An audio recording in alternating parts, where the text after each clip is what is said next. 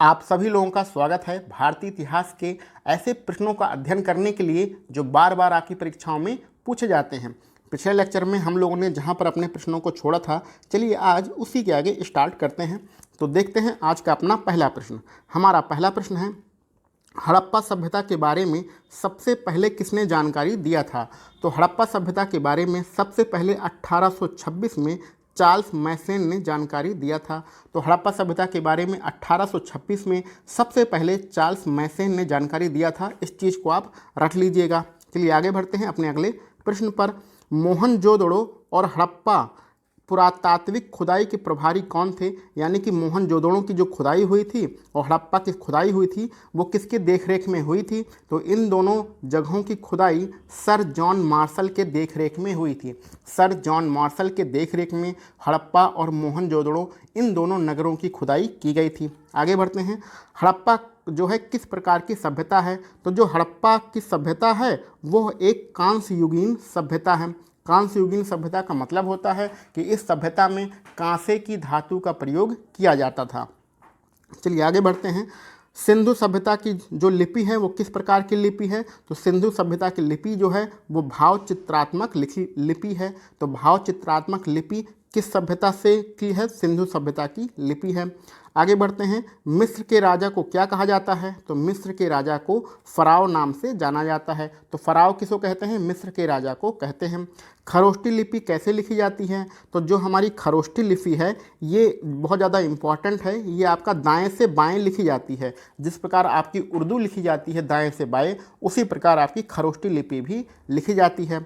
स्वास्तिक चिन्ह किसकी देन है? तो ये स्वास्तिक चिन्ह जो है सिंधु घाटी सभ्यता की ही देन है।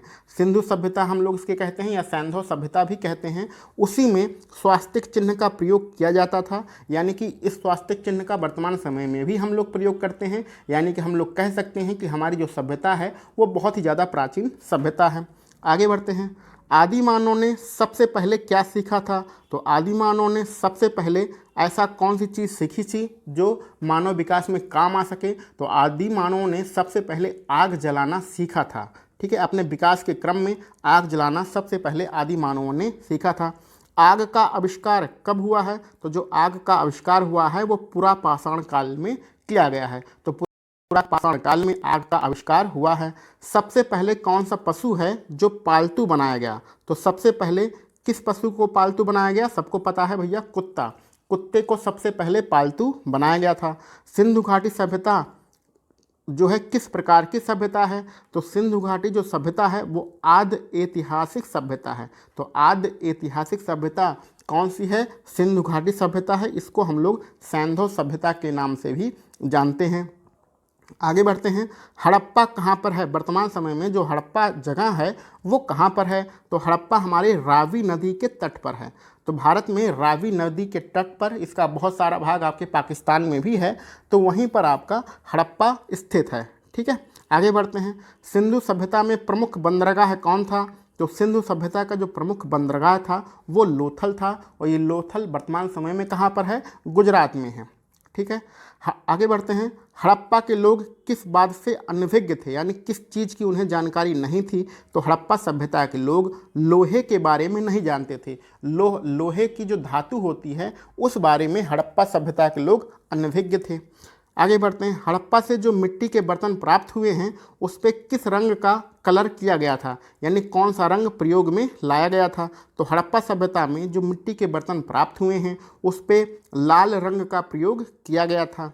आगे बढ़ते हैं। चावल के साक्ष्य कहाँ से मिले हैं? तो जो चावल के साक्ष्य हैं वो सिंधु सभ्यता में दो जगह से प्राप्त हुए हैं।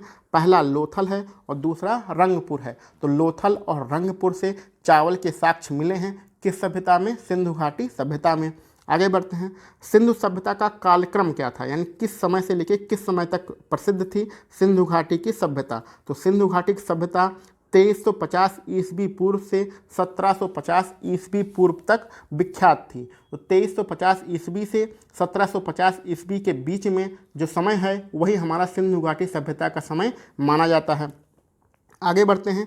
मोहनजोदड़ो वर्तमान समय में कहाँ पर है? तो मोहनजोदड़ो जो हमारा सिंधु घाटी सभ्यता का एक प्रमुख स्थान था वो वर्तमान समय में पाकिस्तान में है। मोहनजोदड़ो की खोज किसने की थी? तो बहुत इंपॉर्टेंट है, हजारों बार आपकी परीक्षा में पूछा गया है कि मोहनजोदड़ो की जो खोज है वो राखलदास बनर्जी ने किया था। इस चीज़ को रट लीजिएगा, राखलदास बनर्जी मोहनजोदड़ो की खोज किया था। आगे बढ़ते हैं। कांसे की मूर्ति है जो कि एक नर्तकी की मूर्ति है, यानी नाचती हुई कांसे की जो मूर्ति है वो कहाँ से प्राप्त हुई है? वो मोहनजोदड़ो से ही प्राप्त हुई है। तो मोहनजोदड़ो से एक प्रमुख मूर्ति मिली है जो कि नर्तकी की मूर्ति है, और ये किस धातु की बनी हुई है? कांसे की बनी हुई है। ये कहाँ से प्राप्त हुई है? आपके मोहनजोदड़ो से प्राप्त हुई है। इन सभी प्रश्नों को जो आप सॉल्व कर रहे हैं ये वन लाइनर प्रश्न हैं, और ऐसे प्रश्न हैं जो बार बार आपकी परीक्षाओं में पूछे जाते हैं।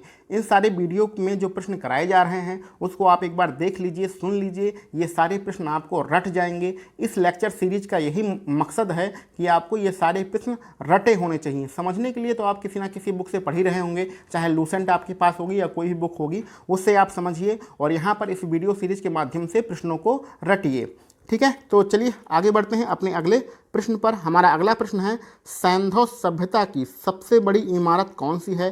तो सिंधु घाटी सभ्यता की सबसे बड़ी इमारत है मोहनजोदड़ो से हमें एक अन्नागार प्राप्त हुआ है, यही सिंधु घाटी सभ्यता की सबसे बड़ी इमारत है।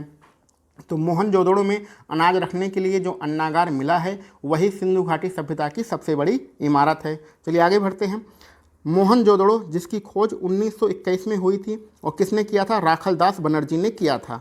सिक्का प्रमुख स्मारक कौन है? तो मोहनजोदड़ो का जो प्रमुख स्मारक है वो बृहद स्नानागार है। तो बहुत बड़ा स्नान करने के लिए, नहाने के लिए एक स्नानागार बनाया गया था। कहाँ पर? मोहनजोदड़ो में। यही इस सभ्यता का प्रमुख स्मारक है। इसके अलावा आप मोहनजोदड़ो का अन्नागार जो कि अभी ऊपर पढ़ा है इसको भी ध्यान में रखिएगा। तो बहुत बड़ा अन्नागार और बृहद स्नानागार, यह आपका कहाँ की विशेषता है? मोहनजोदड़ो की प्रमुख विशेषता है। आगे बढ़ते हैं। मेसोपोटामिया का क्या मतलब होता है? तो मेसोपोटामिया का क्या अर्थ है ये हमें बताना है। और मेसोपोटामिया की जो सभ्यता थी वो वर्तमान समय में इराक को ही हम लोग मेसोपोटामिया कहते हैं। तो मेसोपोटामिया का मतलब होता है दो नदियों के बीच की भूमि। दो नदियों के बीच की भूमि को हम लोग मेसोपोटामिया कहते हैं। और ये मेसोपोटामिया की जो सभ्यता है वो वर्तमान समय में कहाँ पर है? आपके इराक में ही है। आगे बढ़ते हैं। हड़प्पा की खुदाई किसने किया था? तो हड़प्पा की खुदाई दयाराम साहनी के नेतृत्व में किया गया था। और कब किया गया था? 1921 में। हड़प्पा की खुदाई दयाराम साहनी, मोहनजोदड़ो खुदाई राखलदास बनर्जी। आप इस चीज़ को रट लीजिएगा। चलिए आगे बढ़ते हैं। सिंधु घाटी सभ्यता के लोग किसकी पूजा करते थे? तो सिंधु घाटी सभ्यता के लोग मातृ देवी की पूजा करते थे। पुराणों की कुल संख्या कितनी है? तो पुराणों की जो टोटल संख्या है वो 18 है। और इन पुराणों की रचना किसके शासनकाल में हुई थी? तो गुप्त काल में इन पुराणों की रचना की गई थी। और पुराणों की टोटल संख्या कितनी है? 18 है। सबसे प्राचीन पुराण कौन सा है? तो सबसे जो प्राचीन पुराण है उसका नाम है मत्स्य पुराण। तो मत्स्य पुराण सबसे प्राचीन पुराण माना जाता है। पुराणों के रचयिता कौन है? तो ये जो पुराण है टोटल 18 जिनकी संख्या है, जिसमें सबसे पुराना मत्स्य पुराण है। इसकी रचना किसने किया था? तो इसकी रचना लोम हर्ष और उग्र शर्वा नाम के ऋषियों ने किया था। तो लोम हर्ष और उग्र शर्वा नाम के ऋषियों ने, इसके अलावा बहुत से ऋषि थे लेकिन मुख्य रूप से यही थे। तो इन लोगों ने मिलकर टोटल 18 पुराणों की रचना किया था, जिसमें सबसे पुराना मत्स्य पुराण है। उपनिषद की टोटल संख्या कितनी है? तो जो उपनिषद हैं, उपनिषद की जो टोटल संख्या है वह 118 मानी जाती है। लेकिन प्रमाणिक रूप से कितने उपनिषद माने जाते हैं? तो प्रमाणिक रूप से केवल 10 उपनिषद माने जाते हैं। लेकिन उपनिषद की जो टोटल संख्या है वो 108 है। सॉरी, यहाँ पर 118 शायद बोल दिया था, 118 नहीं 108 है। आगे बढ़ते हैं। पुराणों का अध्ययन करने वाला प्रथम मुसलमान कौन था? तो पुराणों का अध्ययन करने वाला प्रथम मुसलमान अल बरूनी था। आगे बढ़ते हैं। उपनिषद किस प्रकार की विषय वस्तु हैं? तो उपनिषद में क्या बताया गया है, यहाँ पर ये पूछा जा रहा है। तो उपनिषद में मुख्य रूप से दर्शन के बारे में बताया गया है। तो दर्शन के बारे में उपनिषद में बहुत विस्तार से वर्णन किया गया है। ब्राह्मण ग्रंथ एक ग्रंथ है जिसका नाम है ब्राह्मण ग्रंथ। तो ब्राह्मण ग्रंथ किससे संबंधित है? तो ब्राह्मण ग्रंथ कर्मकांड से संबंधित है। आगे बढ़ते हैं। गद्य और पद्य वाला वेद कौन सा है? तो ऐसा कौन सा वेद है जिसमें गद्य और पद्य के बारे में बताया गया है? तो हम लोग जानते हैं जो हमारा 4 वेद हैं उसमें से यजुर्वेद में हमें गद्य और पद्य के बारे में बताया गया है। चलिए आगे बढ़ते हैं। शतपथ ब्राह्मण किससे संबंधित है? तो जो शतपथ ब्राह्मण ये आपका ग्रंथ है, ये किससे संबंधित है? ये आपके यजुर्वेद से संबंधित है। तो यजुर्वेद में शतपथ ब्राह्मण के बारे में वर्णन किया गया है। आगे बढ़ते हैं। किस वेद में तंत्र मंत्र के बारे में बताया गया है? तो तंत्र मंत्र के बारे में अर्थोवेद में बताया गया है। तो अर्थोवेद में किसके बारे में बताया गया है? तंत्र मंत्र के बारे में बताया गया है। भारतीय संगीत का जनक किसे कहा जाता है? तो भारतीय संगीत का जो जनक है उसे हम लोग सामवेद को मानते हैं। तो सामवेद भारतीय संगीत का जनक माना जाता है।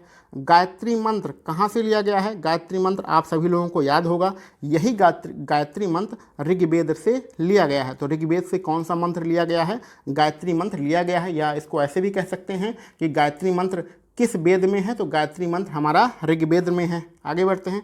गायत्री मंत्र के रचनाकार कौन है? तो गायत्री मंत्र को किसने लिखा था? गायत्री मंत्र को ऋषि विश्वामित्र ने लिखा था। तो ऋषि विश्वामित्र ने कौन सा मंत्र लिखा भैया? गायत्री मंत्र लिखा। और बाकी की ये सारे जो इम्पोर्टेंट आपके प्रश्न हैं वेदों से संबंधित, पुराणों से संबंधित, वो आपको सॉल्व कराए जा चुके हैं। तो आज के लिए हम लोग बस इतने ही प्रश्न रखते हैं। इसके आगे के प्रश्नों को हम लोग अपने अगले लेक्चर में सॉल्व करेंगे। इन सारे वन लाइनर प्रश्नों को आप लोग रख लीजिएगा। तो चलिए मिलते हैं हम लोग अपने नेक्स्ट वीडियो में। आप सभी लोगों को वीडियो देखने के लिए बहुत बहुत धन्यवाद।